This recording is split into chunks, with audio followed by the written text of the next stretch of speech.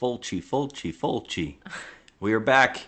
Here we are doing another Talking Trash. Talking trash.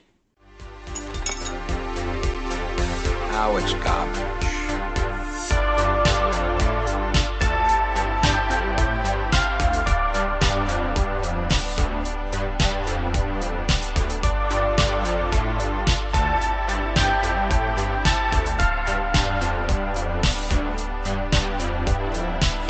Just another movie night.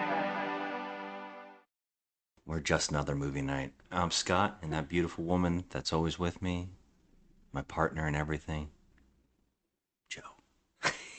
It's so funny. Hi guys. So today So we're gorgeous. stop. You're making me blush. The gorgeous of the gorgeouses.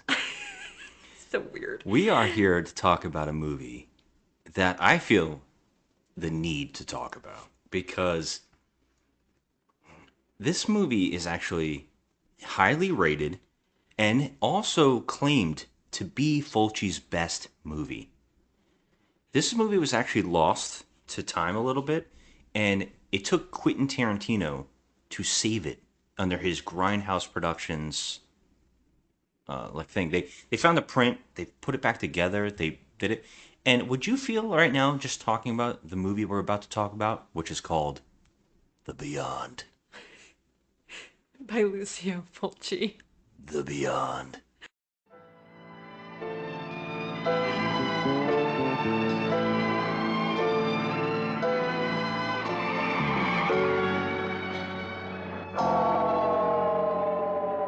You are Liza, aren't you?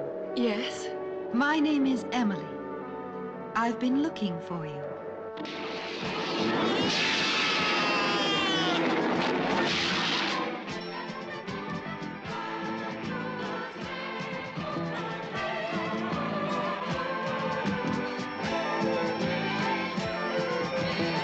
Go back to where you came from and hurry. Leave this place. Would you feel like, just off the bat, just starting this out, do you feel like this movie was edited in a way where it makes any sense or is logical in any way?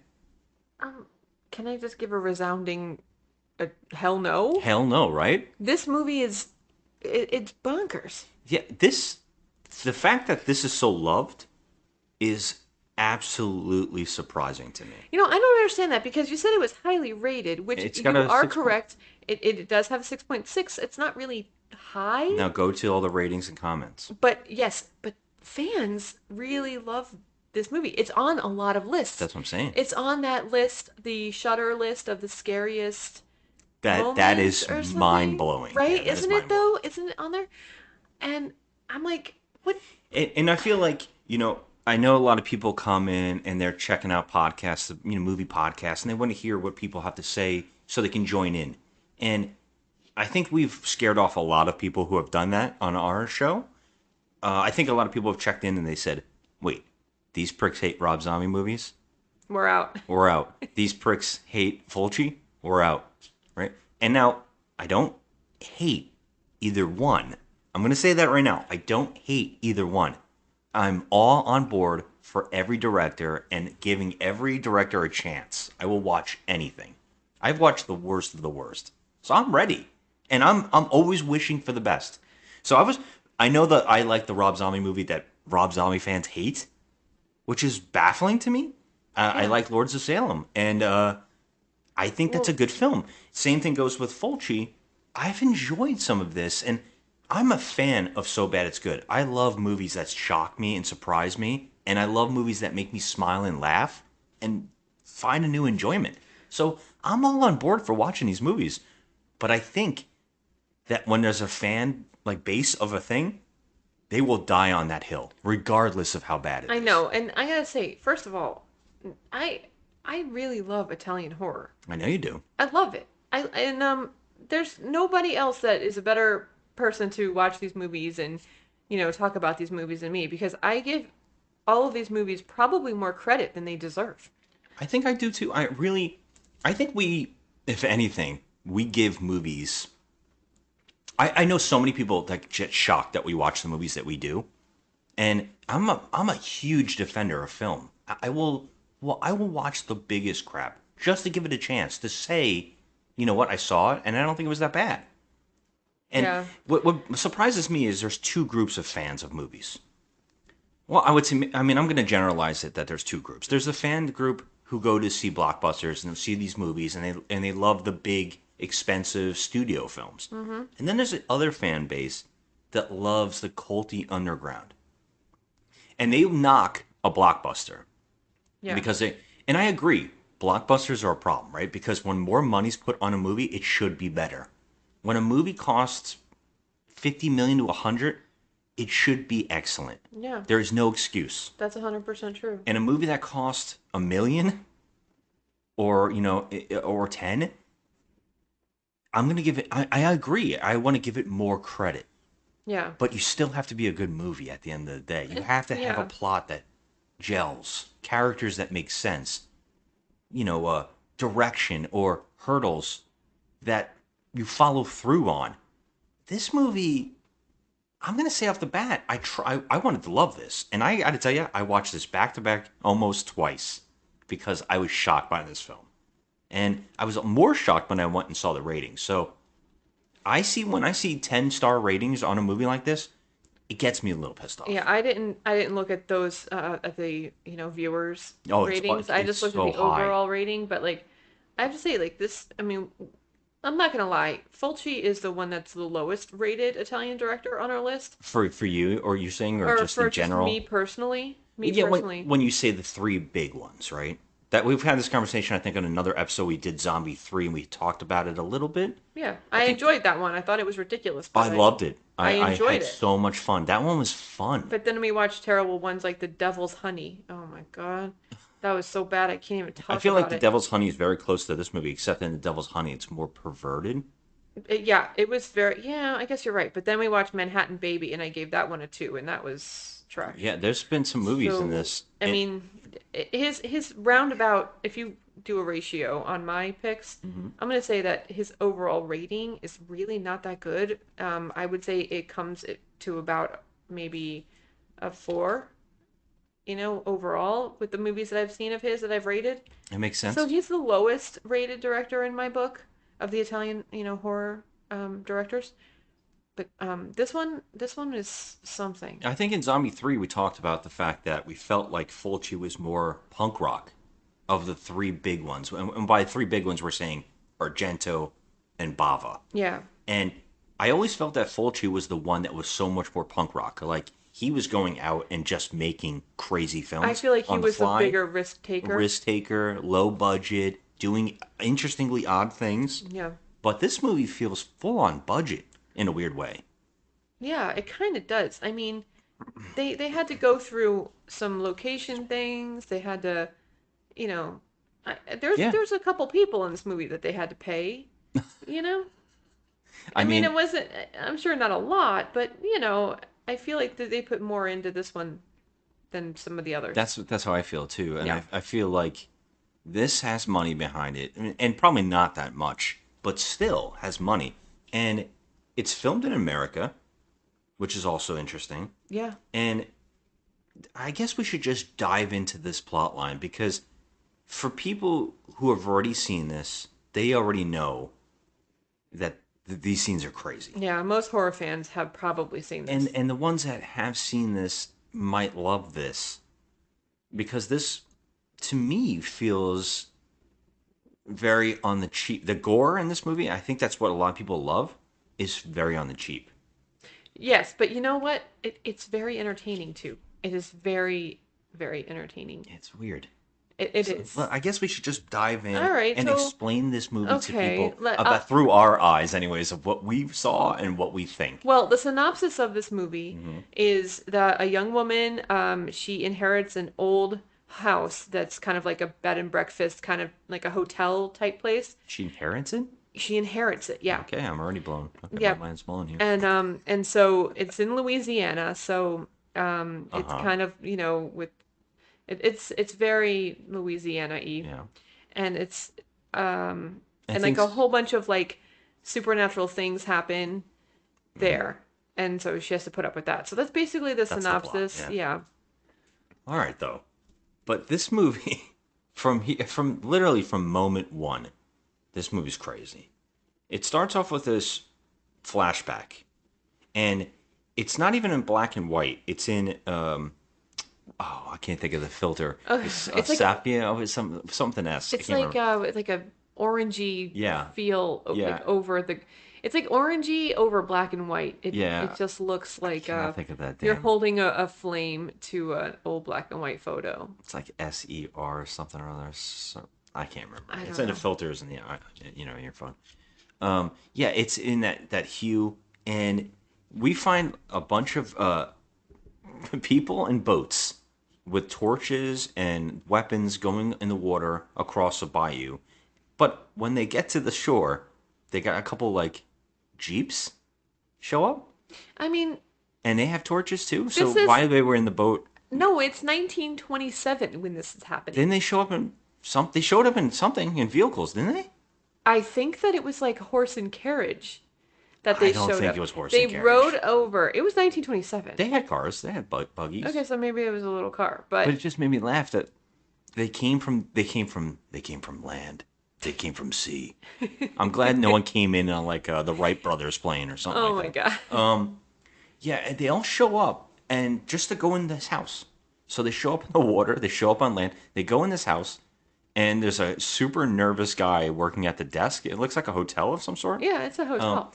There's a guy working the desk. He is so sweaty.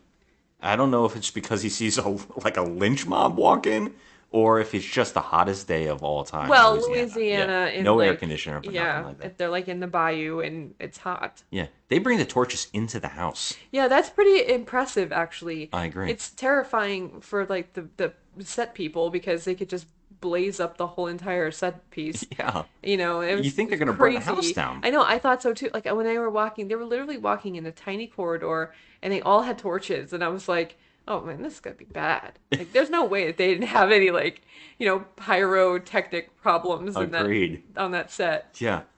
They walk in. What they're here for is an artist who's painting upstairs. They go upstairs, and their weapon of choice is a chain.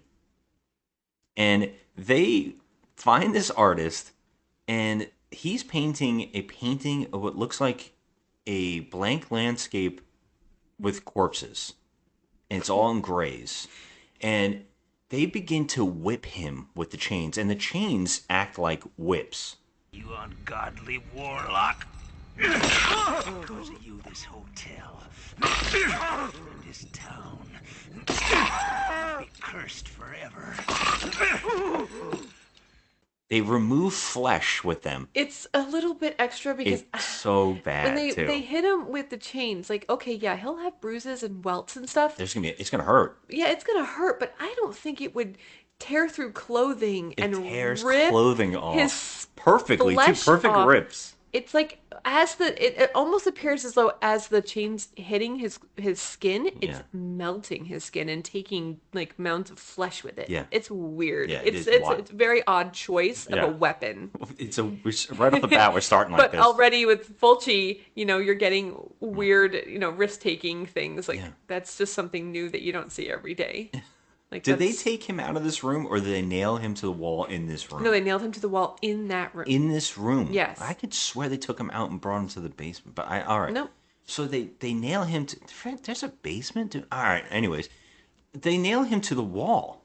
Yep. He kind of puts his hands up and lets it happen. Now we don't know what this guy did wrong. Okay. No, they're just screaming about him. They're screaming. Not really saying much. No, they show a really actually beautiful painting that he was working on. Yeah. They make a point to show that a lot. That landscape thing I was talking about. And Yeah.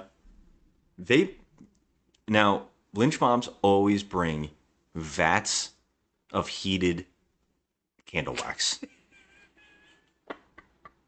How they got the candle wax heated in the room Okay. and brought it upstairs, I don't know how this is happening, but they throw it on this guy. Okay, but maybe he had it, and that's how he was. He had heated candle wax in his No, house? maybe he was. He had the candles. He was working by candlelight, so maybe he dumped the candle wax in like a bucket and. Wow. I mean, Maybe that's I'm why they brought the speculating. torches. Maybe they made a campfire in the room. Because I mean, would the candle wax survive that long journey?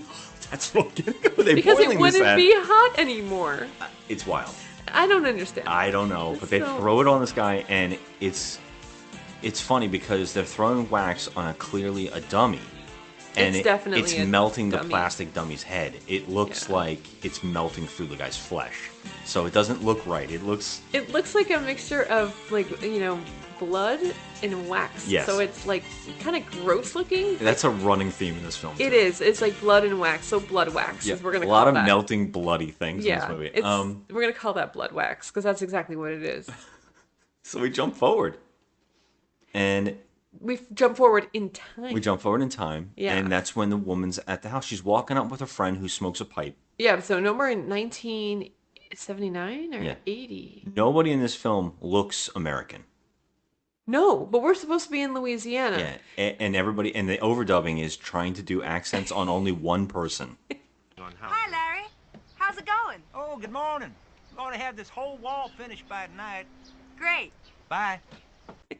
There's only there. Yeah, everyone is. Yeah, it's just odd the choice of Yeah. accent. Yeah, it's wild. We see this woman. She's walking with her friend. He's a pipe smoking guy. He's a very young guy. You would think this would be an older gentleman with a pipe, but he's a younger guy. And they're walking. They're talking about the house that she got and how she's going to fix it up and she's going to rent it out. It just jumps into this. We don't really establish these characters. We just automatically open with them. Yeah. And they're walking. And they walk up to the house, and we see that there's a painting crew painting the house. And I think she says something to them like, is it gonna be done today? I don't know what she says. But the guy on the thing, this is the guy who's the only guy with a overdub accent. He's like, hey, how you doing? Like... Are you trying to do Italian?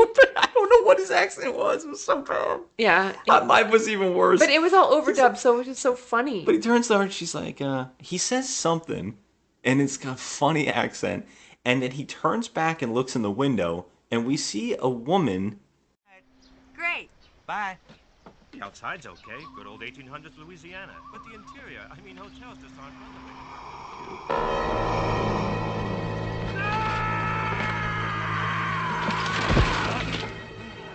With the worst contact lenses of all time, it looks like crusty eyes. Yeah, it was gross. So they're trying to Yellow show like crusty this. eyelids. It was like yellowish, greenish, white. It's the only way to describe these contacts.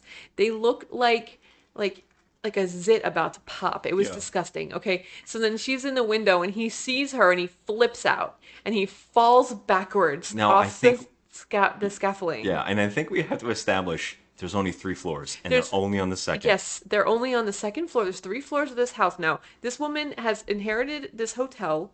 It looks like a pretty B&B. It would be pretty once they renovate it. And so she's doing renovations on it because she wants to open it as a hotel again. Yeah. And this guy's on the second floor, Mm-hmm. and he sees this woman in the window, and he gets startled, and he falls backwards Off the scaffolding, And, onto like- his back. onto his back, but blood squirts out of his mouth as if he's been crushed by a semi. Yeah, he looks like he dies. I could jump from this height and Yes. land flat on my feet and be fine. This guy falls, and it's so overdone, Oh yeah. and he's bleeding from his mouth, and it was so over the top, and he's moaning and groaning. Well, they say get a doctor, and the next scene we see him on the couch, and he's moaning and groaning, and he's like squirting blood out of his mouth comically, like he's eating a blood packet, and then he keeps going, her eyes, right? And then they go, The eyes!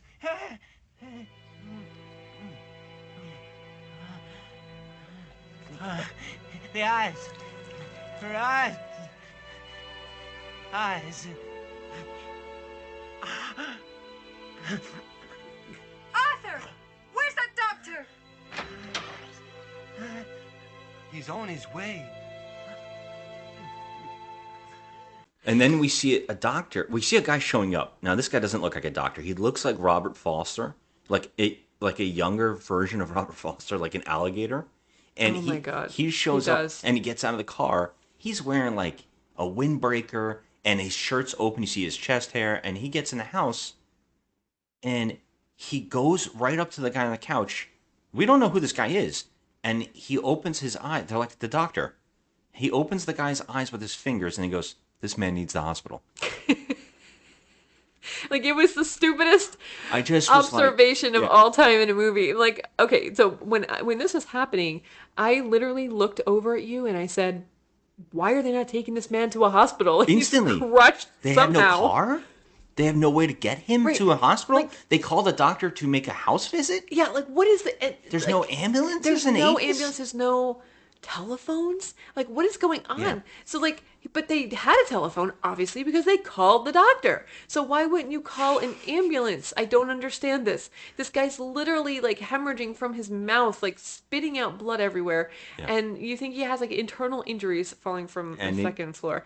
Like, They needed this guy to come to tell them that but they yes, needed that. they needed the doctor to come say, this man needs a hospital. Now, I'm going to ask you a question, Joe. Do we ever find out what happens to this painter? Nope. Okay, I just wanted to make sure. Nope. We never find out. Okay. He does get to the hospital. We Now, know that. Can I ask you another question about renovating? When you say we get tomorrow, we just get someone just hands me down an entire hotel to us. Would your first instinct be to paint it first or clear out all the stuff inside? I would say that some of that shit that's been in that house from 1927, because apparently no one's been in that house since 1927. I would say it's That's so a old. thing, yeah. So old, there's like relics in there that she could possibly sell, but the inside of this house looks completely like just a hot mess. There's antiques and lamps. I mean, there's more lamps in this house than I have ever seen in my life. Like, you could literally clear out all of this stuff, clean up the house, and maybe then paint. Yeah. Like, why are you doing everything backwards? The we- house is completely like corroded with like junk. And we know, and the reason I bring this up is because we know she has not been in all the rooms in the place that she owns yet, because some of the doors won't open. Right. And now they say we got to bring this man to a doctor, and two gentlemen bring that guy out of the house, and you think this is going to be one of those moments where maybe she's going to reflect like, oh, this is a tragedy, you know, I hope he's all right. Are we going to get any establishing thing? No, she goes back to work. In Yeah, fact, she has a plumber show up. Yes. Okay. And we also established that there's another guy in the house who's wearing a sports jacket, who we call Torgo, which is from one of our favorite terrible movies ever made, Manos Hands of Fate. I am Torgo. I take care of the place while the master is away.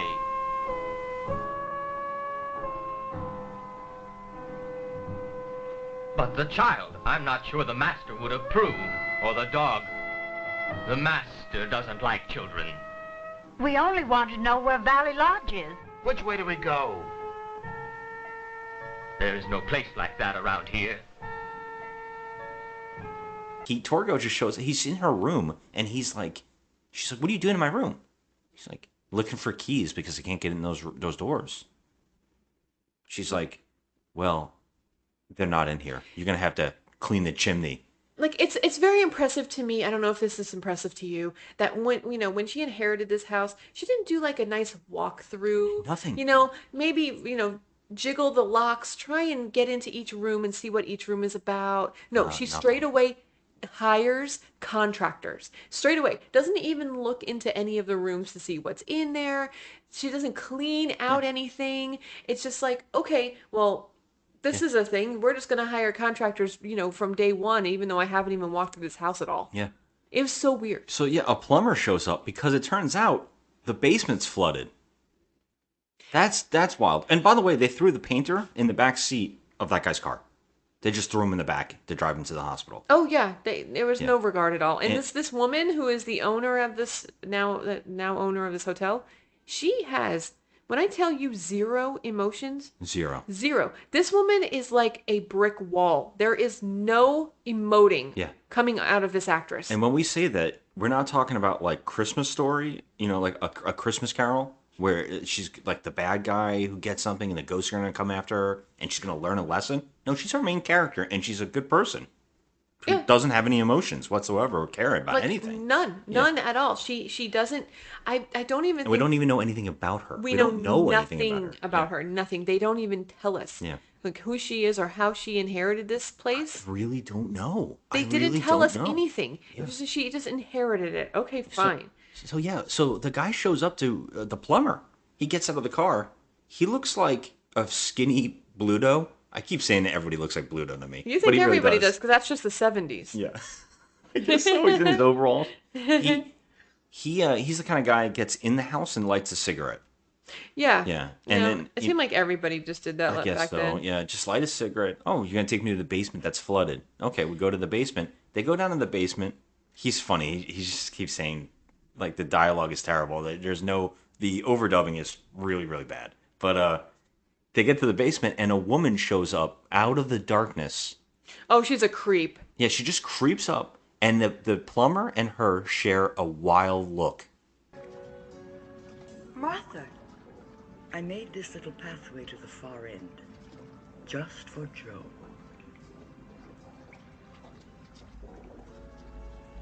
Thank you, Martha.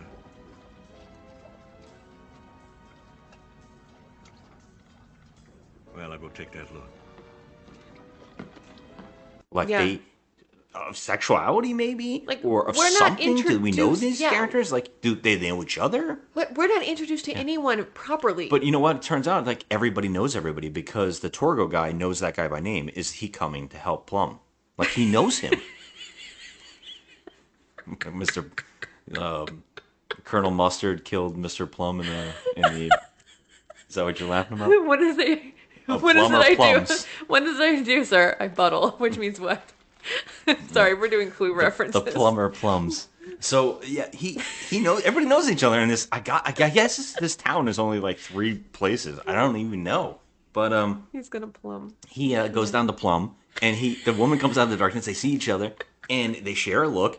And she's like, "I made a walkway for you." Yeah, I don't understand this. How long has this fucking basement been this flooded? You're like, waist deep in this muck. But the question really is, who's this woman? Right. Because they know her. She creeps around. She built a plank to walk on. She built She's planks. Been there long enough to build a plank to walk on. And you pointed out that they're the caretakers? Yes, she said that they've been there for a long time. But what does that mean? But they what have they been haven't doing? taken care of the fucking house. So it you're looks like crap. So if somehow she gets a hold of this house, I don't really understand. She said she inherited But she inherited it. I don't understand that. Who owned it? Right, they don't say. Yeah. They don't say. And then if caretakers came with it and they didn't do anything, my first instinct is fire the caretakers. Yeah, this the place looks like shit. There's Yeah. dust everywhere. There's things that have been sitting and rotting in this house since 1927. Yeah. Like, what is wrong with these people? What are you taking care of? Because Exactly. it's not the house. Like, So- what are you... And she looks like a zombie, too, this woman, this caretaker. She looks like she's been through something. She looks like a... She needs a coffee. Oh, my God. Bluto throws his cigarette in the water, jumps into it, walks through the water, and goes to the back. The 2 women go upstairs. Bluto goes through the house, the basement, and he gets to a source of what he thinks is the water. So he starts breaking the wall around the pipe that he thinks is leaking. When he hits the bricks,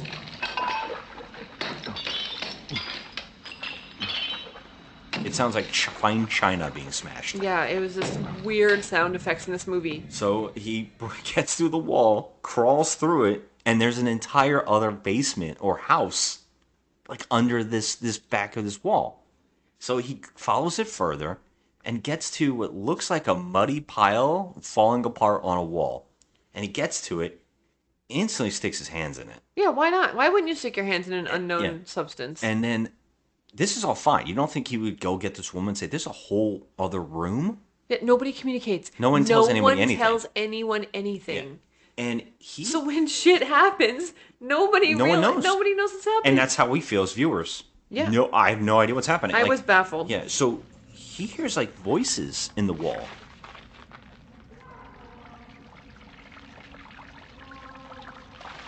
It's just full Amityville horror now. It He's is, like hearing yeah. voices behind the mucky wall that looks bloody and gross, and he's getting in there. There's no light really, and he reaches in there and he instantly has a hand pop out and grab his eyeball.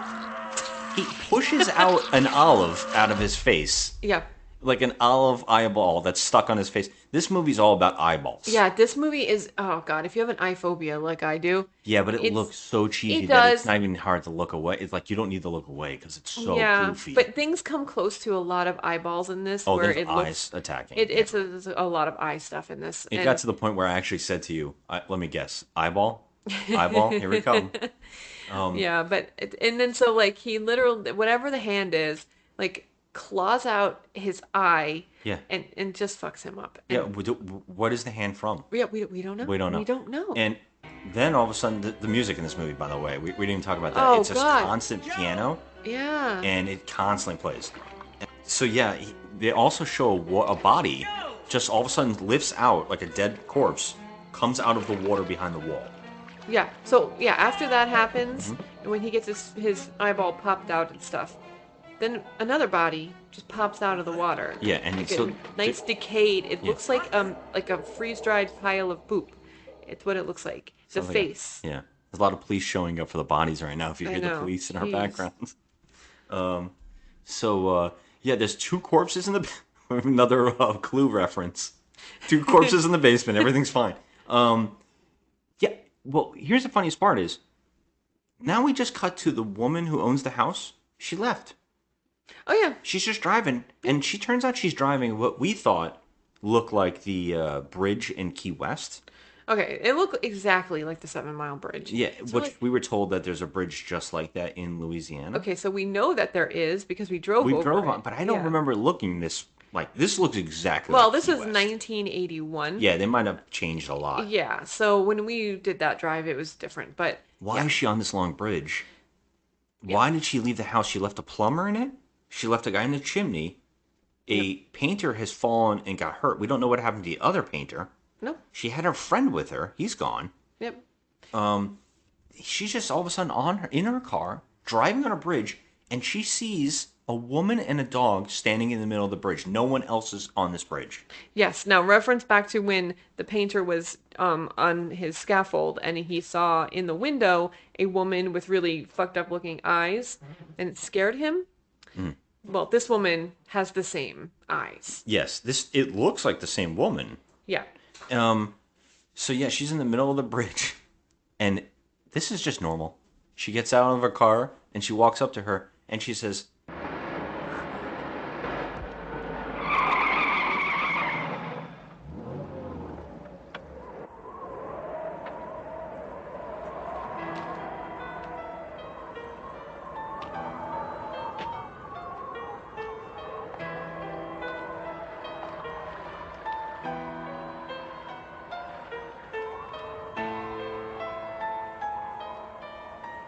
You are Liza, aren't you?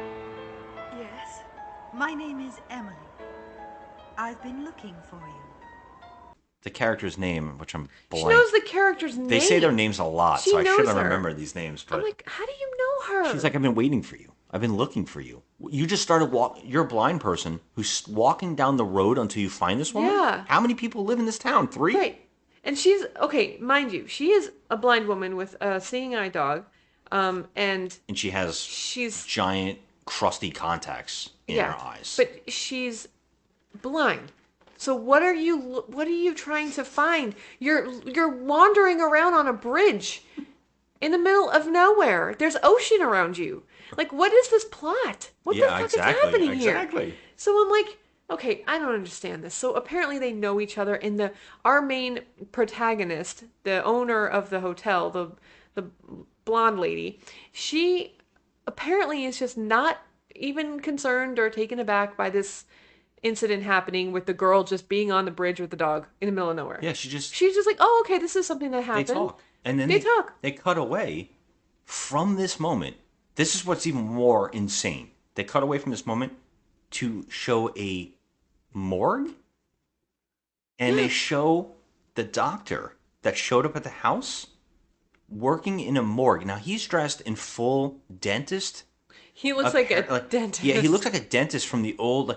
just think of Steve Martin in Little Shop of Horrors. Yes, except his scrubs were buttons. like green. Yeah, he has green, this doctor. Yeah, it just looks dentist-like. It's really, really odd, but he's working in a morgue that is the most beautiful morgue. It's like all lights for all along the walls, and it's a very strange. And the room has got a circular table, and there's bodies on every one of them. Yeah, it kind of looks like like if you go into a museum, it looks like a museum display. It does look like an art display. Yeah, like an art display. And it's the weird. best part of this is he's working on the painter's corpse. Not the Yes. painter, the plumber. No, the one that was plumbing. The one that was plumbing. The one that plumbed. He plumbs. So yeah, he's the one that got killed first, the plumber. And so yeah, the thing came out of the wall and grabbed him, and he's But they dead. just have his corpse. But how do they have his corpse there at the hospital morgue? Who found it? Who found it? Who took it there? I mean, Yeah, they might. You know what? I might be skipping over the fact that the caretaker woman might have gone down there and found him. But we never Okay. saw cops. We never established that the woman who owned the house saw it or heard about it. there was never Yeah. a police officer at this location. That we never see a cop. No. There's no cops in this world. Never. And they just all of a sudden have him in the morgue. And right next to him is the other corpse. Now, they're establishing that the fact, first off, how the woman found found their bodies is crazy because he was behind a wall in a secret room. What's even crazier is there was like voices and a monster apparently killed this guy. So what's wild about that is cops had to come, people had to go down there, and no one else got murdered. No one ever saw anything that was down there that killed anybody. They just found a very old corpse, Yeah. which might have been the painter's corpse, by the way. I think it's all burnt up. That's why it's so messed up looking. I think it was the painter's corpse because they never found him apparently. I don't know. That might be a long shot, but I'm pretty sure that's what it is. I mean, you know, anything's possible with this. Yeah, and I think they walled him in there or something. So yeah, that corpse of the rotting person who might be the painter and the plumber are both on the table, and another doctor comes in, and he's got a full bushy mustache, big old mustache. He's like, "Hey, what's going on? I'm going to test my brain machine out on this corpse." Yeah. Okay. I am just. And he's baffled. like, "You want to test your brain machine out on this corpse?" And he's the like, corpse is a corpse. He's dead. He doesn't have brain activity. "I don't know. What the fuck are you doing?" He says, "I want to do it." And he's like, "Okay, but I'm going to go. But when I come back, I'm going to perform an autopsy on that." Well, he said it was a brain stimulation. It was a brain scan machine. No, it was like a brain stimulation thing. That still doesn't make sense to me. I don't know. It was so stupid. I don't know. He's in amazingly good shape for a corpse that's supposed to have been dead 6 years. Well, the guy said to open him up and see what he had for breakfast. How about we give it a try with, Forget it. You want to wire this old guy into your brainwave machine? well, why not? Okay. But you're on your own with this one. I'll warn you, though, when I get back, I'm going to give him an autopsy. I don't even know what the hell. So he leaves. The one doctor leaves, and we see his entire walk to his car, which he has happened to park on the sidewalk. Yeah, he's parking on the sidewalk. Right in front of the hospital on the sidewalk. The hospital also looks like a court, like not a courthouse, but like the mayor's house. Everything looks like colonial. Yeah. You know, very like. If you ever been to a small town, you get that one mayor's house, not mayor's house, but the Yeah, like the governor. I can't think of or the like, word. The city house. or Yeah, whatever the like hell it's town called. hall. Thank you. That's it what kind of looked like town hall. It was like they just slapped a hospital sign on it. Just you know, but apparently this guy's just driving on the sidewalk, and that's fine. Yeah. So he parked on the sidewalk. yeah, he's just yeah. So the other guy's putting the brain machine on the corpse, and he's like, "Oh, it's time for me to leave too." So he takes the elevator. They have an elevator right in their wherever they are. Now they're supposed to be doctors, but they seem like coroners.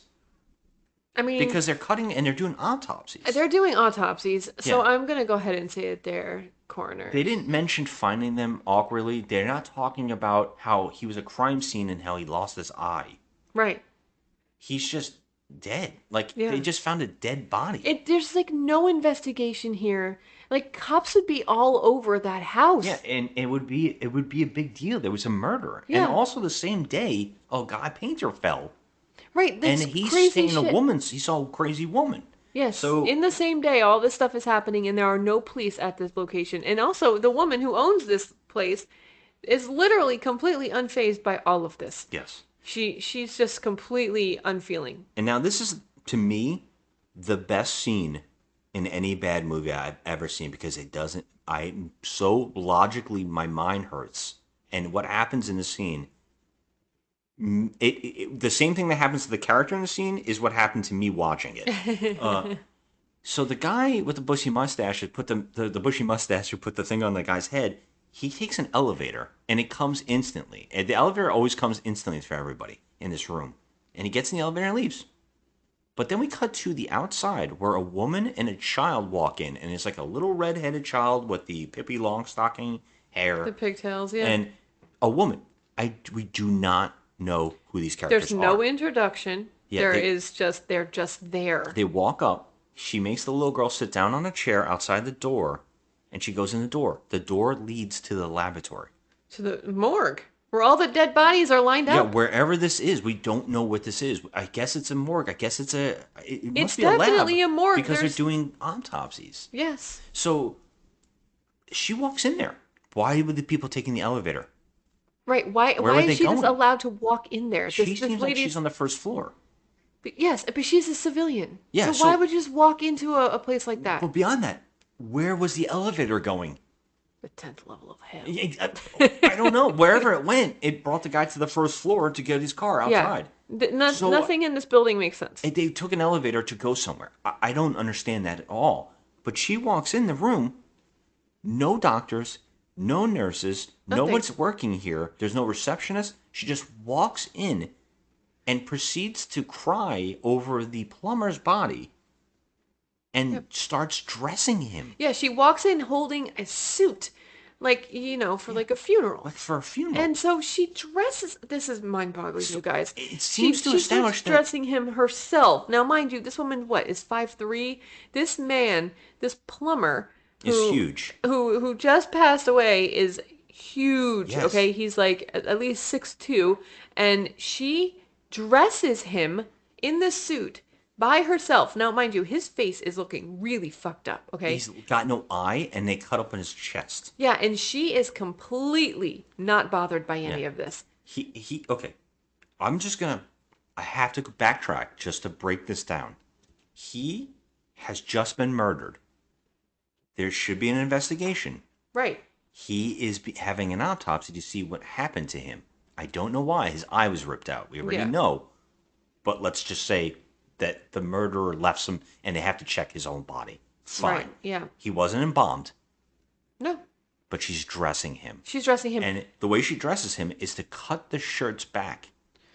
Right, so she can just, glide it onto him. I guess that's how they do it in funeral homes. But he's not at a funeral home. He's in the hospital. He's in a morgue. I don't understand. It was so this mind-boggling. movie. You guys, I can't even stress to you. And now she's scene. crying. She's crying, which would make us believe that she's related to him, maybe wife. Yeah, maybe that's his We aren't wife. told. Now There's both no characters. introduction. Yeah, both the plumber and this woman have extremely black hair. Yes. They have a child outside waiting with red hair. Yeah. I don't know what's happening. So I guess we're just supposed to assume that was his daughter. Yeah. The brain machine on the other corpse beats like a heartbeat. Yes. It's a brain machine. Now, this is It's the doing a body heartbeat. that's been, who knows how long it's been down there underneath the water in this basement, and it just floated up. Yeah. And all of a sudden, there's beeps and blips on this, machine that says that this brain activity is like it's alive. Yeah. Okay. Guess what? It doesn't matter. It doesn't matter. It doesn't come back. Nope. She all of a sudden looks, and I'm pretty sure we get a shot of a hand in one of the body bags, like opening the body bag. There's another corpse in the room. I think it sticks its finger through the body bag and rips it like it's wax paper. I don't remember that. Fun. Yeah, that happens really quick. So all of a sudden she's dressing him, and she looks up, and we don't see what she's looking at, but she starts screaming. Yeah, she starts screaming for no reason No because they reason. don't show us what she's looking at. So then we cut to the girl outside going, "My mom's screaming," or something. She doesn't She say says- anything. Yeah, she says, "Mommy." Well, she only does it when she opens the door. So she gets up, she goes in the room, and she sees her mother laying down on the floor, and above her there's a table, and there's a jar of what looks like water turned sideways. and it's a giant comical jar. Yes. And it is pouring on her face, the mother's face. And she says, "Mom," right? But then she looks all over the room. She sees the corpse that she was dressing, the other corpse with the brain machine. She keeps doing this jump cut where they show what she's looking at. Bodies. Mother on floor, liquid paint pouring in her face, all over the floor. She's not doing anything. She's not going to help her mother up. She's not going to stop the liquid from falling in her face. She's just staring all over the room. I mean, we're just assuming that this is acid hitting her mom, but it's... Well, yeah. Spoiler alert. Okay. The liquid starts burning her face off. Yes. And it happens for a good 5 minutes. Yeah, It so just how much happens. is in there Yeah. in that jar? It's like it doesn't stop. But what scared her that she screamed is what we'll never know. We don't know. We're not She told. screamed. She just looked And up there's and no screamed. wounds. There's no wounds. Oh. She's just on the floor She's with on a the floor. jar pouring on her face. And her face, just like the opening, it's another dummy head melting. Yes. And it is just melting. And we watch it melt for the entire scene. Yeah, it And goes on for a long the time. best part of that is, that's why I was saying the scene did exactly what was happening to this woman. It made my brain melt because I did not know what was happening.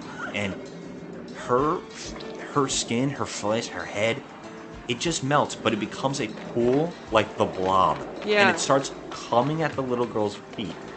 And the little girl's like freaking out, and so she finally reacts. She's having a meltdown because she's in a room with a whole bunch of corpses. So now she's looking at what we believe is her father's corpse, and now her mother is on the floor with her entire face dissolved by acid. And it looks like Pepto-Bismol is attacking her on the floor. It's just flowing across the floor. It is so much liquid coming out of this woman's head. It's And disgusting. She screams. Well, all right, cut away. So now we have the woman. I think she picked up the blind woman and she brought her home, and they had a whole conversation. So the owner of the house picked up the blind woman and she brought her back to her house where she lives with her dog. And they had a whole conversation, and none of it matters. There's a book, and the woman says something about, is there someone else here? And she's like, no. She's like, I know you're here. And she's like, well, you have to leave. Whatever. She leaves. So she's driving, and at the same exact time, the doctor coroner guy is on the side of her. They both pull up at the light, and they both look at each other and they smile. Right? Mm-hmm. And then decide to go get milkshakes. I don't really know where they go. But she is drinking a huge milkshake. Yeah. And she holds it up into the camera shot right next to her face, so we constantly see the milkshake. And right behind them at this restaurant they're at is a jazz band. Like literally, when we say right behind them, they could be sitting on her lap. Yeah, they're right That's there. how close they are to them. And But luckily they turned the volume down on them because they're silent. They're just on the lowest setting. Yeah, it was ridiculous. I'm like, okay, all right. What a nice jazz band to play low for the people talking in front of them with the milkshakes. It was, I mean, this woman is like, I think the reason to tell you this about this milkshake scene is because this woman literally just is completely in, I don't know, denial of what's happening at her house. I mean, all this stuff happens in one day. Yeah, we don't even know if she was told about the plumber being dead and another body being found in the basement. Yeah. We have no idea. And we all feel like this is the same day within the same hour, right? And they're talking about, I don't know, they're basically setting up a meet cute between these two. She's telling him about how she inherited the house and what's happening, and how she wants to fix it up and whatever. And he's really nice. He says, well, put me down for a room. When it opens, I'll rent the first room. And she's like, you'll get the finest in the house. Yeah, so we're assuming that they're setting these two up to be like a couple, They're going to have some romantic interest. Going here was a last-minute thing. They just saw each other at a light, and they decided to go to lunch together. Yeah, which is, actually more emotion in that scene. Yeah. When she's like kind of like getting cute with the guy. That's like the most emotion we see out of this broad. It's not even emotion. She's just like, eh. It's actually emotion. Saying emotion is a stretch. This woman has nothing on her face. No, yeah. And why I brought up the fact that they just decided to go here out of the blue is because he gets a phone call. Someone knew he was there. Someone knew he was there. I don't know how. Apparently this is where he frequents all the time, I guess. Well, he gets a phone call and goes across to the bar. Now we just talked about how they're in front of a jazz band playing in low like You music. can barely hear the music. You can barely hear them. You can hear perfect conversation, but he goes all the way across the bar to the bar, and now he can't hear the phone call. Yeah, because the music somehow got louder. So now he has his hand over his other ear. I'm like, this is so freaking stupid. So what we're told, what we're to gather, is that he was just told about the incident with the melting head that just happened at his work. Okay, and so he's in shock. So they pan back to her face, and she looks like all of a sudden she got sick, like she knows what's happening. Right. She doesn't. We have no idea what's. So we just cut away from that. We cut away from that. And I mean, she's completely just. And she's like disillusioned. Yeah, we don't see the doctor finding out about the dead body. We don't find out that he was negligent in the fact that he left the door open and that he had a jar of acid sitting in the room. We just find out. We cut to the little girl's funeral. She's at a funeral for the woman, for her mother. I mean, right? We just cut to it, and I don't even know what to say to this because she had a funeral and she has no family left. She has no family, so she's literally alone. there. I mean, whose funeral is she at? Well, her mother's, said mom. But that was clearly her father on the table. And I'm thinking, well, luckily they just slipped the mom's body because it's fully burned away from acid. I would think they could just slip it in a jar in the top of the mausoleum they seem to be at. So it's just so weird. The whole entire plot. I mean, it's dizzying. Well, she's at a funeral. She walks away. She gets someone to hug her. You think this is somebody who's going to take her in and this has some kind of relevance to the plot. But the woman hugs her and then just leaves her. This is a little girl who looks 13. Yeah, she has like no family. So she looks exactly like Max from Stranger Things. Yeah, is what I kept calling her. Yeah. She just walks. Then the woman walks away. She's completely alone. She walks toward the camera, and one of the worst shots. The camera cannot stay steady. She opens her eyes. And now she has the blind contacts. Yeah. So, okay. So, can we talk about, I mean, she was the woman, the owner of the house, was walking through the city with the guy, and they found a bookstore. Oh, is her other friend with the pipe. Yes. But we never, but before that, there's a book set up, and we kept calling it a funny joke. What was the name of the book? Yeah, we kept calling it Eibon. Yeah, we kept calling it But it's actually called an Eibon. In this book are collected all the prophecies of Eibon, handed down from generation to generation, over more than 4,000 years. It's Eibon, and what this book is, I mean, I had to look into this, but it's like, I guess it has to do with like H.P. Lovecraft, and it has to do with the resurrection of the dead. Yeah, this whole movie is about hell. The 7 dreaded gateways are concealed in 7 cursed places. Woe be unto him who ventures near without knowledge. I mean, it's very obvious. I mean, yeah, so whatever's happening in this house has something to do with the devil. This house, and that's why no one's opened it, no one's whatever. She found this book. She keeps seeing this book because they broke into that one room because when... You said that they brought the blind woman back to her own house, but she didn't. She brought the woman to her place because there is the old functioning ringing bells to alert the desk to help the rooms. Yeah. So it says the number 36 that makes 36 rooms in this place. Doesn't seem that big. It doesn't seem that big, no. But the room 36 rings and it hasn't been opened yet. And... The blind woman knew that was coming, and she got scared. So that means the 36 was where the painter lived. Yes, where the painter from 1927, the one that got hot waxed. And the blind woman seems to know about that painter. The blind woman seems to know something about that. So when she hears the bell, she's like, "What is that?" And the owner of the hotel says, "Oh, that's that's 36. room 36, but no one's in there. Yeah, she's like, well, But we haven't opened that room. No this one's in is there. like another classic of this like moment of this woman not feeling any or showing any emotion. Because literally, if I was an owner of this hotel and I heard a ding from a room that was unoccupied and no one was in there and just kept dinging, I would be scared shitless. Oh, yeah, instantly you would be scared. She's But she's just like, completely like, oh, that's a thing that's happening. The Like, blind woman is more emotional because she says Yeah. that was I want to say his name something an L like Laban or something like that, and she's like that was his room, that's where he was the painter. Yeah. And okay, so they finally get in that room. They use like a hand axe and they break it open. Yep. And they get in that room and they find the painting, which is covered in cobwebs, and the book, the Eibon. It's Eibon is how you spell it.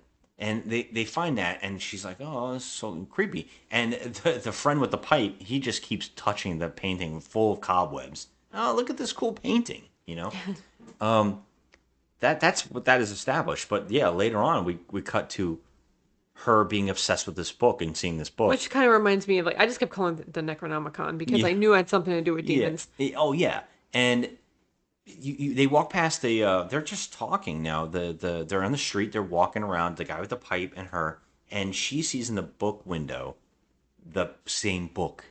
Yeah. Because the book keeps vanishing. Yeah, it mysteriously disappeared from the house. Yeah. And she noticed that it wasn't on the desk anymore. And that was like one of her first emotions, like, oh, she actually emoted when she realized that the book wasn't there anymore. Yeah. Well, I was just going to say real fast that we're totally talking out of order now because scenes just happened, so it's very convoluted. Yeah. And the only way to talk about it is trying to remember little things because there's so many little things that don't make any sense. None of it makes sense. I mean, it's bonkers. Yeah. So she sees it in the window, like it's being sold at a store. So she goes inside. She leaves a friend, apparently, because they just cut to her going in the store. Yeah. And it has a bookstore owner that might as well be a David Lynch character. Oh, he's such a creep. He's just laughing.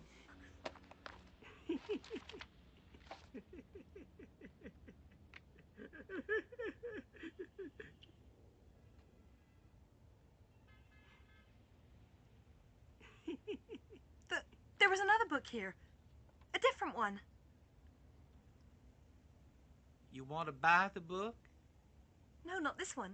The one that was here before, just a second ago.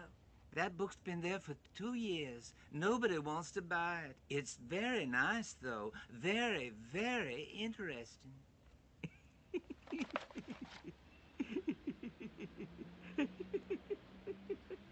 Liza, what's wrong? About the book? And they don't have the book in there. She just saw it. So she's telling her friend about the book. And this guy's like, oh, interesting. She just thought she saw the book. Yeah, she thought she saw it. Well, that guy, the friend, goes to a library and asks another, I guess a curator or something about that book. And do you have old books that around that time? This guy, it turns out to be Fulci in the movie as a cameo, playing the librarian or whatever. And he's like, we have a whole rack of old books up there. I'm going to go to lunch. You have free range. I'll give you quiet, and you can stay here and look at all the books. So the guy has to climb a ladder. And he goes all the way up to the top of the ladder, and he finds a stack of old books up there. And he's looking through them, and he finds one book that happens to be the book. So he brings it down. Well, he looks at, for some reason, he's looking at it on the ladder. Yeah, he's sitting on the ladder and he's looking at it. And yeah, which is a mistake. It's the cheapest ladder too. It's like a really fragile ladder that you would not see in a library. It's totally not even close.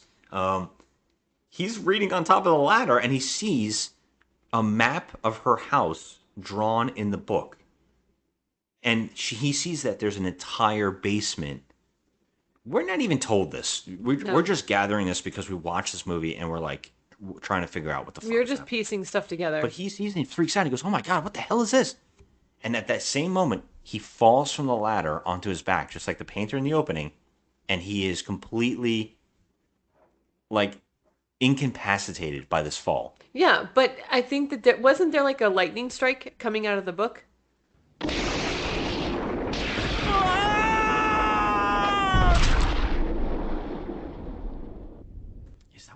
Yeah, he got struck by lightning. I didn't remember the Yes, lightning. there was a Was it a huge cheap effect? Because I don't remember seeing It was a cheap effect, but I mean, it was like a bolt of lightning that came out of the book and hit him, and that's what caused him to fall backwards. So yes, he was struck by lightning inside the house, inside the I have to the go library. rewatch this. Yes, I don't remember that at yes, all. he got struck by lightning. Are you sure? Yes, 100% got struck by lightning. Okay. In Well, who the cares? library. Because the next scene overshadows that happening, and that's probably why I don't remember it. Because when he falls to the floor, wind-up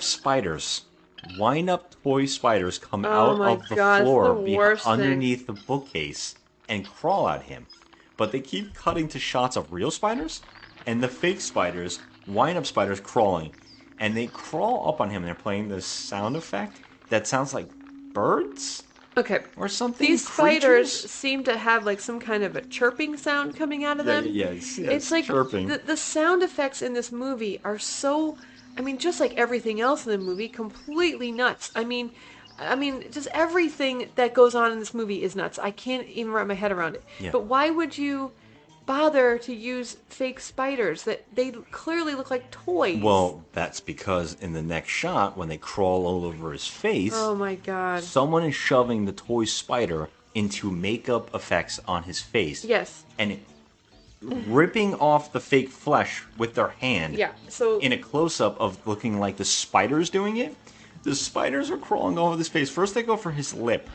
Yep. And of course, because it's Fulci, it goes for his eyeball and rips his eyeball out perfectly. Yeah, now mind you, these are spiders. Spiders, So why with can't their he pinchers. just like move his hands and flick them off or something? Yeah. He just lays there and lets it happen. Yes, he And doesn't even it's- move his hands. It's just like they went so extra to try and get this effect of the grossness of these tarantulas, like gutting this guy's like He's whole not body. screaming, he's not moving, he's just laying there letting this happen. Yeah. They're crawling in his mouth and ripping out his tongue. And it happens for 4 minutes straight. I mean, it literally goes on what seems like forever, and it was it was so cheap It's of so Fulci cheesy to looking. do that. It was like, okay, I know that you're going for gore, but this is taking way too long. You can literally, find a way to make it look gory and gross and not use these stupid fake toy spiders. It's Yes. ridiculous. And you can see that someone shoving them into the wounds to pull them off. Yes, I was literally angry watching this scene because I'm like, okay, this is so cheap. It's like, come on. It shouldn't make you creeped out because it's like a phobia. Spiders are a phobia. Right. But it's so bad looking that you could care It less. looks literally terrible. Yeah, I mean, almost unwatchable. Like, you're just like, come on. Yeah, I agree. This is a joke. A freaking 12-year-old kid can, do better special effects than this. Yeah. It was terrible. And guess what? The map on the book, it disappears. It vanishes. And guess what? We never hear about anybody finding out about this death. Yeah, no one finds out. No, that's just another thing that happens. It's like, okay, there's no police. No one finds a body. No one seems to care There's about anything. nothing. There's nothing. So yeah. It's so hard to talk about because it's just scene after scene that never connects properly. Nothing It just connects. doesn't feel like a movie. It It's- actually feels no. like vignettes stuck together. Yeah, like seriously, what it is like just moments slapped together. Like he just filmed some shit and just just put it together like silly putty. Yeah. And that's what it is. It's silly putty. I mean, even the special effects look like silly putty. Yeah. Everything is just awful looking. Nothing is sensible at all. Like, Yeah. and none of the emotions coming out of these people. The acting is dreadful, and now we're forced to deal with these ridiculous special effects. Like, Yeah. I can't even call them special effects because I'm like, Just to Oh my make it God. worse, like the woman goes back into room 36, the owner of the place, and she sees the crucified painter, and freaks out, and then tries to tell her friend, the doctor, Yes. and he's like, nothing's in there. so He his goes to name is look. John, the friend who's the doctor, and her name is Liza. So John and Liza, yeah, they go into the He room. doesn't find anything. He sees the nails are still in the wall. The nails are still on the wall, but he doesn't see the body. Yeah, the book is gone again. She saw the book. It's not there. And now I guess I could also point out that the two caretakers die. The one woman caretaker, is in. I believe she's in the room with the nails on the wall.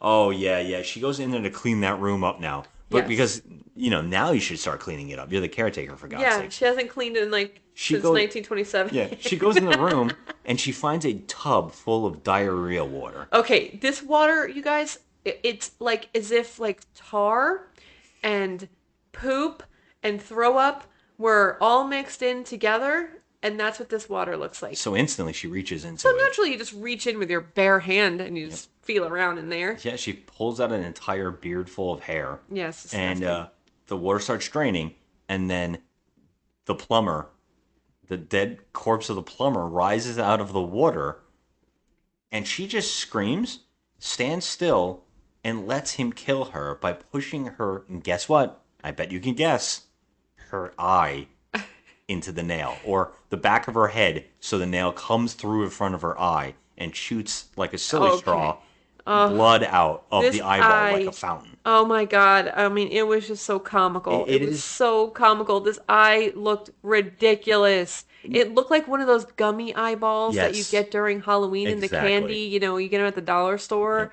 It's like a gummy eyeball. That's what it looked like.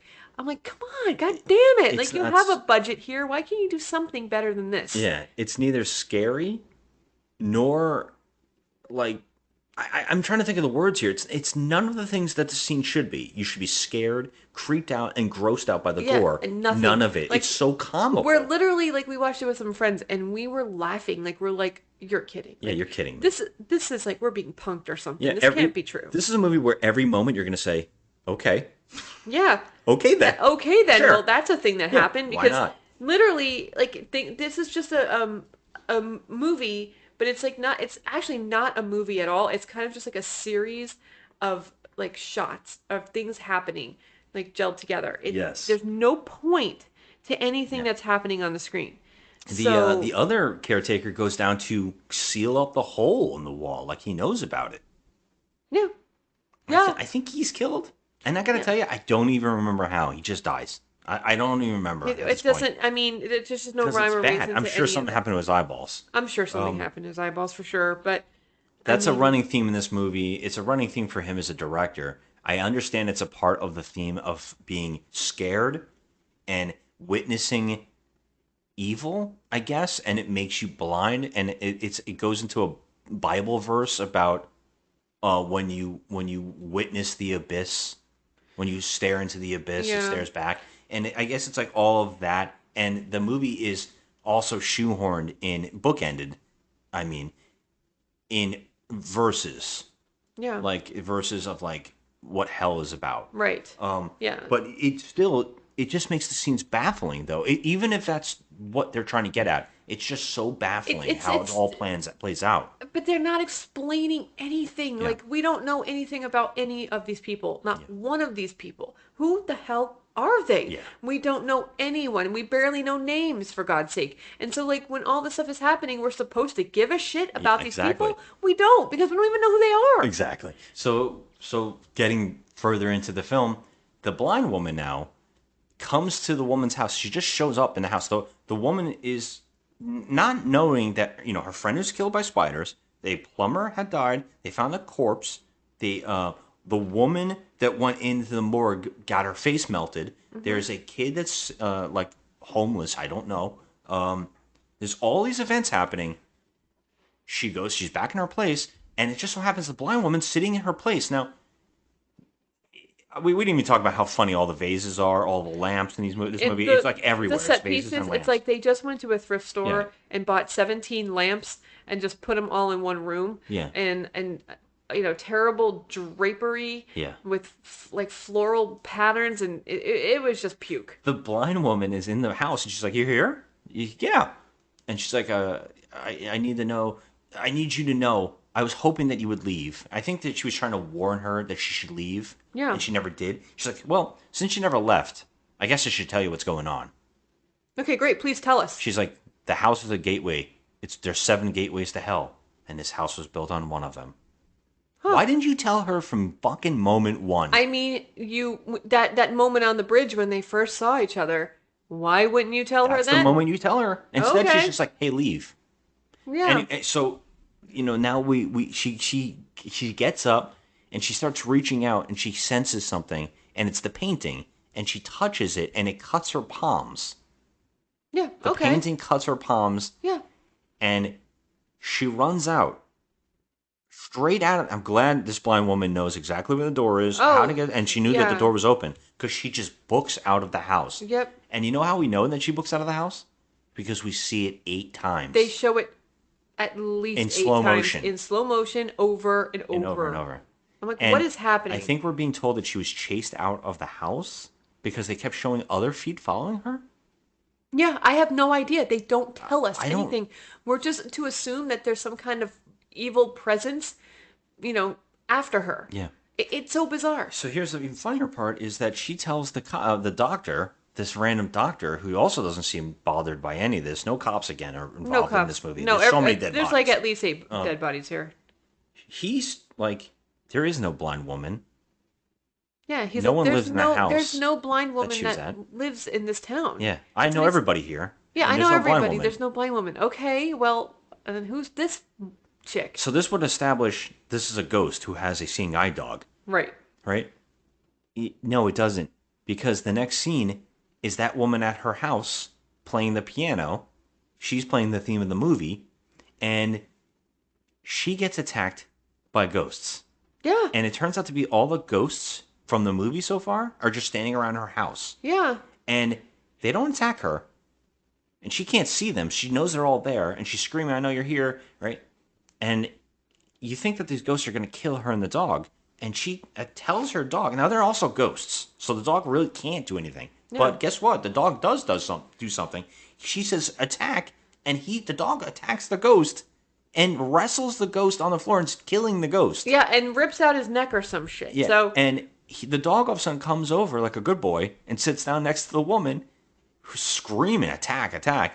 And he comes over to sit like a good boy and she pets him and she's like, thank you. The dog's got an entire bloody head. Yeah, he's covered in blood. And the dog looks scared. Yeah. And the dog does not look like he's in a good mood.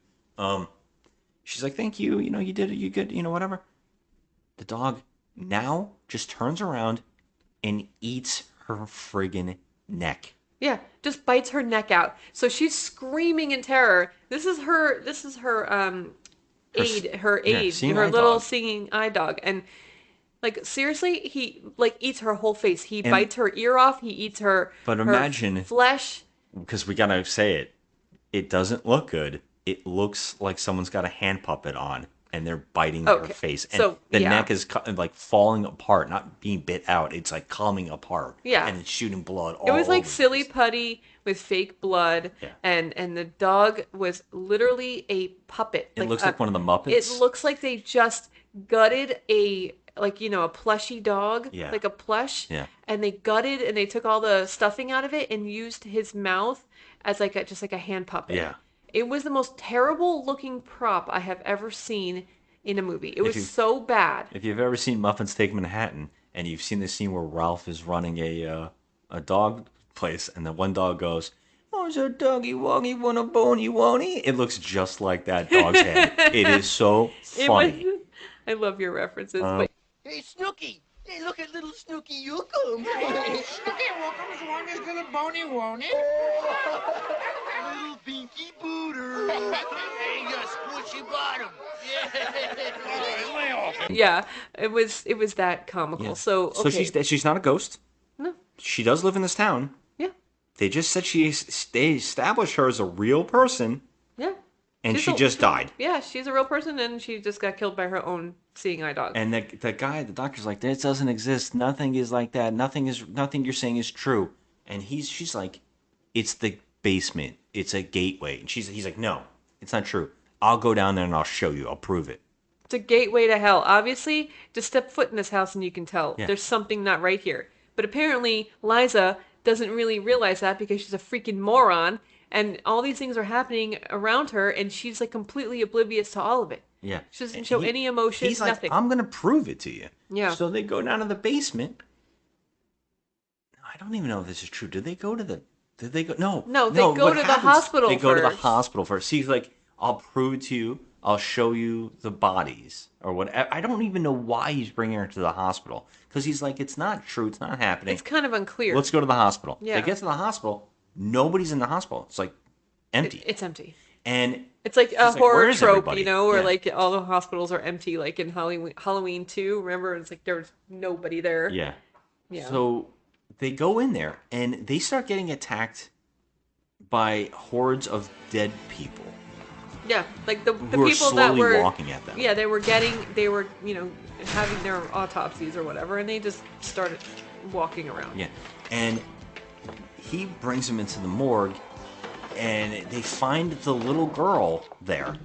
The red-headed little girl. They find her, and she's like, oh, she knows her by name. She's met this woman. She knows her. Okay, how? We don't know how. How? We don't know None why of these people know each characters. other. Yeah. We don't establish how they know each other. They've never been in a scene together. Never been in a scene together. We don't even know this little girl's name, as far as I know. She says it in here. She definitely says her name right here, and she's like, Still, she was in the autopsy theater, all alone. oh, it's her. And so they team up, but they have to split up. And he goes into a room and gets a gun. And he's like, get in the elevator, get out of here, or whatever. So she gets in the elevator. I think she might find her on her own, but they kind of split up. He gets a gun, and now he gets a revolver with 6 bullets in it. And he unloads throughout this whole scene. He just unloads. We counted 24 bullets in this scene. Yeah, he's the worst shot. He can first only of all. shoot when he needs to in the head, but he he's can't the other worst. times. Yeah. He's like literally the worst. Like he's just everything about this guy. They get I can't. split up. They get split up. The little girl and her together in one scene, and he goes into another room and he finds his partner.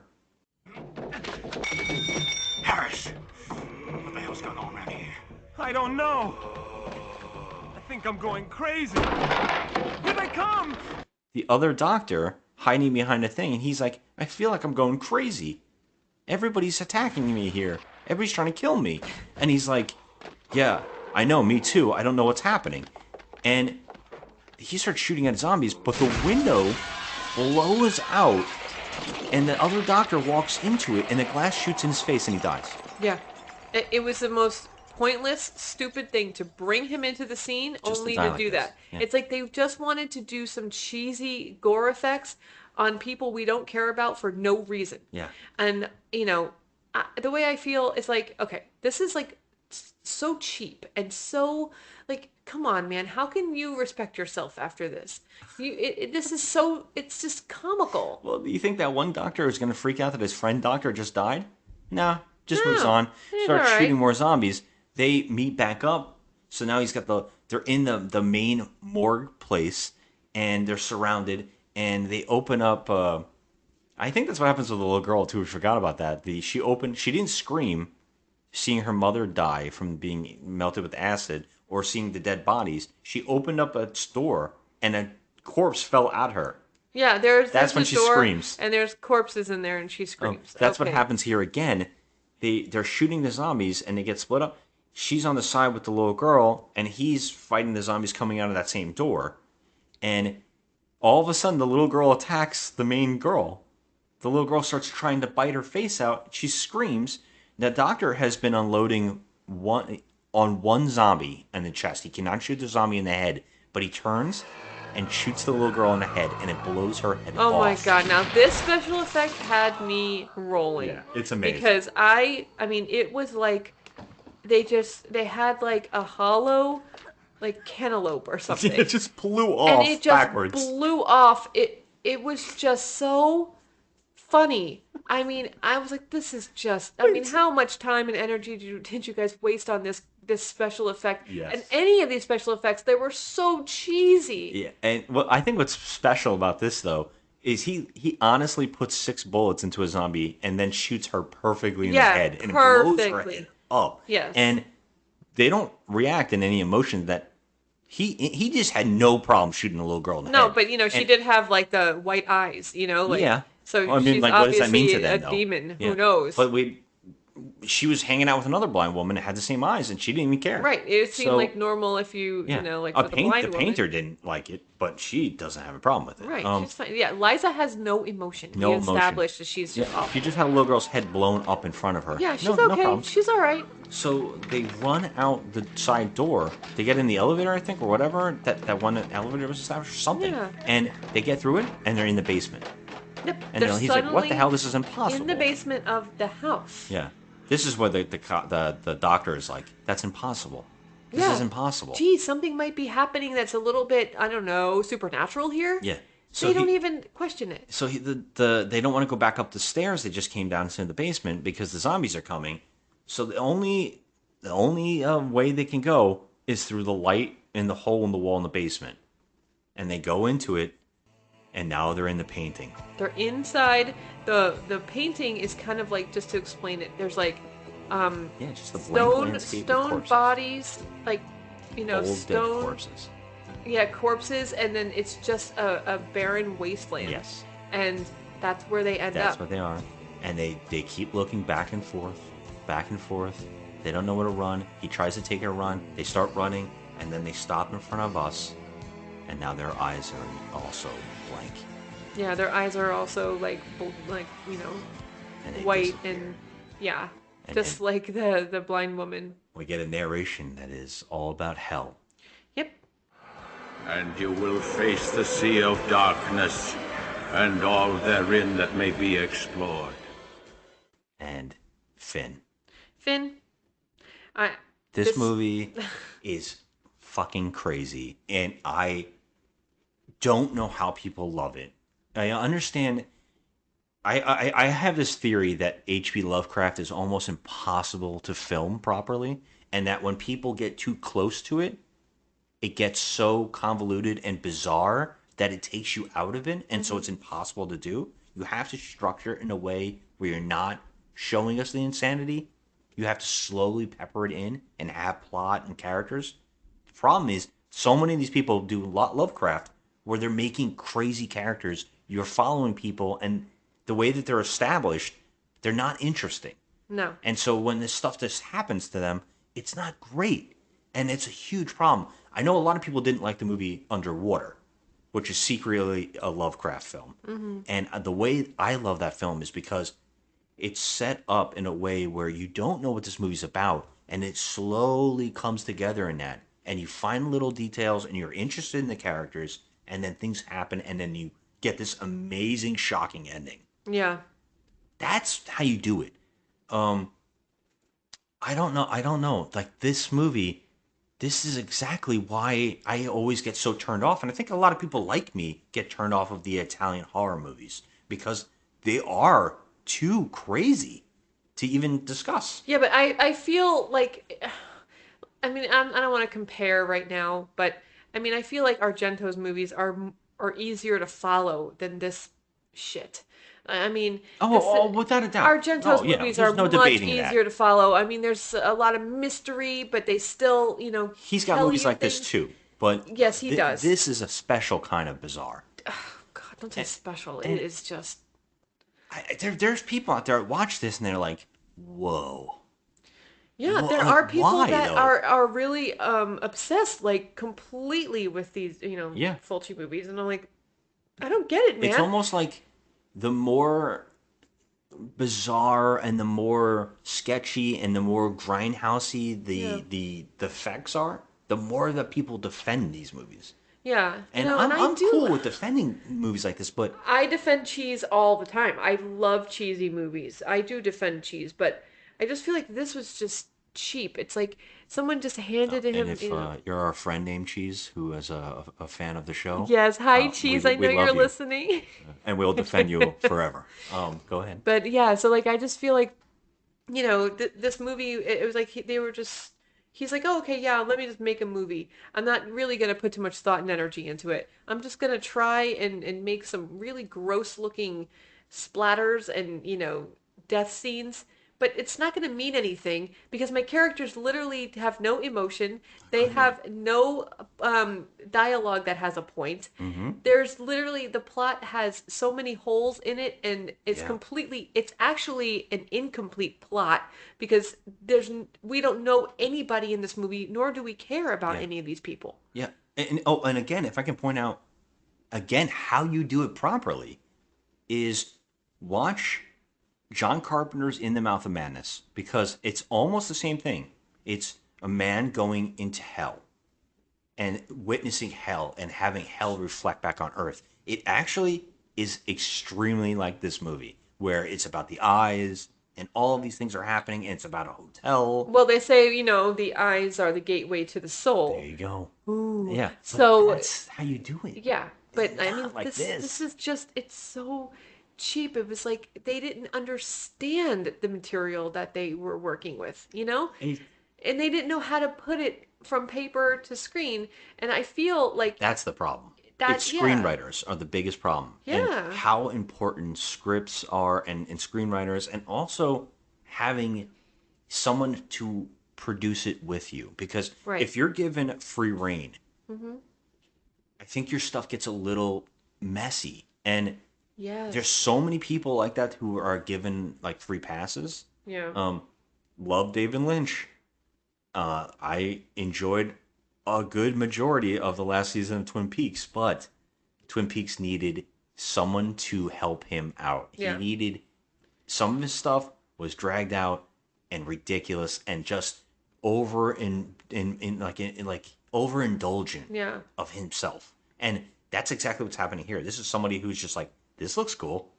This looks cool. Yeah, but you need someone to tell you why this is special, why this means something. You have to have a screenwriter to establish character. Agree. Or plots, or events, or deaths meaning something. Yeah, I agree with that. And I feel like, the screenwriter, we'll call him Joey.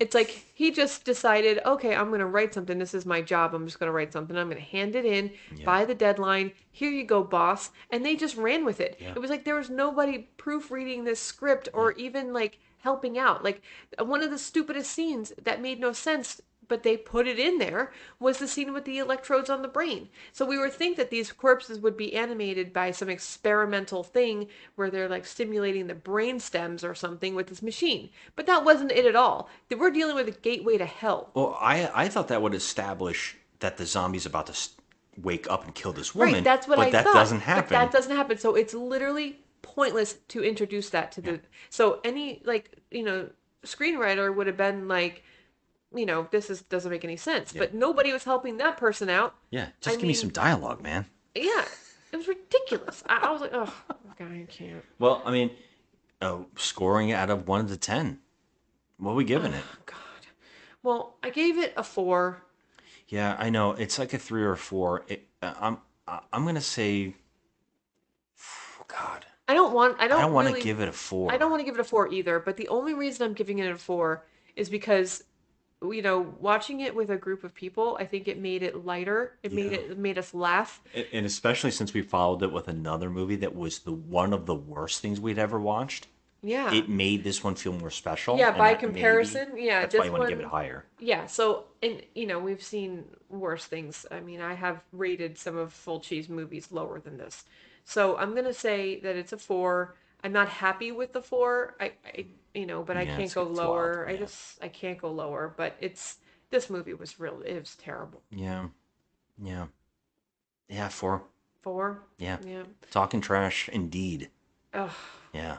This one was a painful one. It wasn't as painful as the second one we watched, but it was painful. I have to look up why people like it. I want to see if there's reviewers out there who have done videos on why they love this. I would love to see it. I'm also going to look into why Tarantino loves it so much. Yeah. Well. It's mind blowing. And this is mind blowing. Like, I understand enjoying the punk rock as that aesthetic where it's like, this is grindhouse. This is real. Yeah, and I get that's cool. Why he found it appealing, because he likes those spaghetti westerns and those old martial artists. The old time kung fu movies, and I get his nostalgia, and also some of the giallo or Italian directors. Yeah, none of that's in this, by the way. No, lighting, none of anything. that feel of a giallo was in this. Well, but they say that dreamlike is the giallo. yeah, but I And, didn't feel that. and this does feel dreamlike because none of it makes sense, and dreams are very like hard to understand.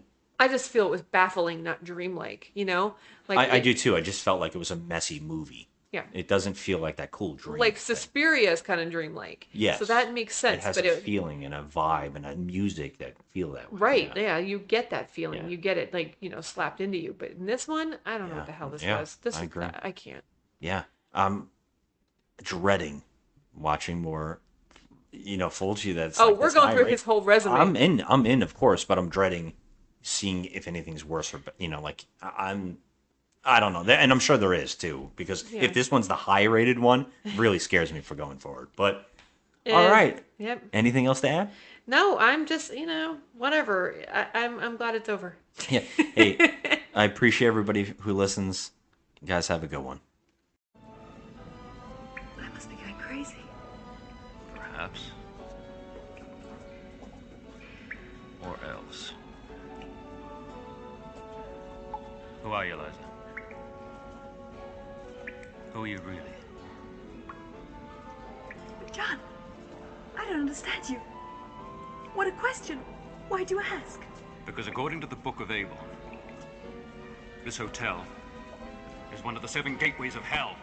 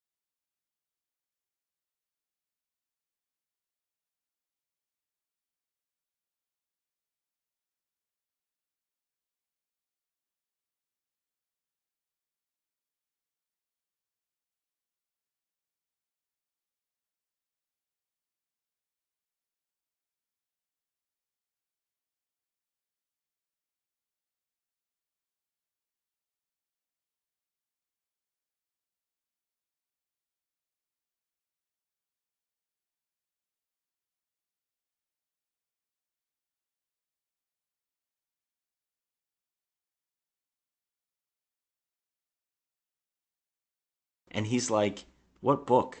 And she's like, you had this book on the front window. And he's like, no, that book's been there for a long time. No one wants to buy it. He he he he he. He won't stop doing that. It was just creepy. And then the guy with the pipe comes in. He goes, are you okay? You look sick. You know?